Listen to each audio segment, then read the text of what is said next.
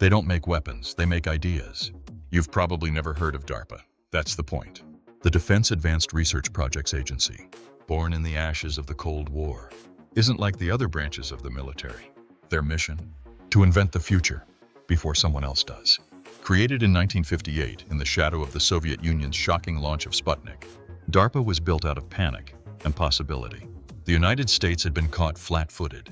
Suddenly, the future wasn't safe. It belonged to whoever could reach it first. Unlike the CIA, which monitors threats, or the NSA, which intercepts communications, DARPA does something far stranger. It creates, it builds, it imagines. The internet, stealth technology, GPS, voice assistants, drone swarms, all have roots in DARPA's secretive programs. But the projects that go public, those are only the ones they want you to see. Hidden behind unmarked doors, funded by black budgets, and operating beyond congressional oversight, DARPA has invested in some of the most controversial, mind-bending technologies in modern history. One project sought to merge brain and machine, allowing soldiers to control drones with thought alone. Another experimented with synthetic telepathy, decoding subvocal signals to allow communication without speaking.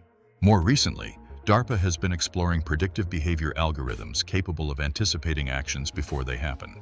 Then there's HIMEMS, hybrid insect microelectromechanical systems. Real cyborg insects, remotely piloted using implants. DARPA wanted to deploy them as surveillance devices, the ultimate untraceable spy. And then there was Lifelog, officially described as a personal digital diary. Lifelog aimed to collect and store a user's entire life. Their location, communications, biometric data, social interactions, preferences, fears, habits. A total archive of your existence. It was shut down in 2004. That same day, Facebook launched. Coincidence? Maybe. But DARPA's history is full of such coincidences. Programs vanish, researchers disappear. Files are redacted until only their codenames remain. And sometimes, long after a project is declared terminated, strange things happen. Critics call it the Pentagon's mad science lab, a place where ethics and regulation are obstacles, not guidelines. DARPA is known to fund the impossible, but only when it's just insane enough to maybe work. In truth, no one really knows where their boundaries lie. There are whispers that DARPA has already crossed a line, that somewhere in the noise of data and neural signals, something answered back. Not alien life, not in the way we think, but intelligence, non-human, emergent, existing inside complex code and systems we've barely begun to understand. Some believe DARPA has made contact, and they are now training machines to communicate with it. A whisper that became a pattern that became a voice.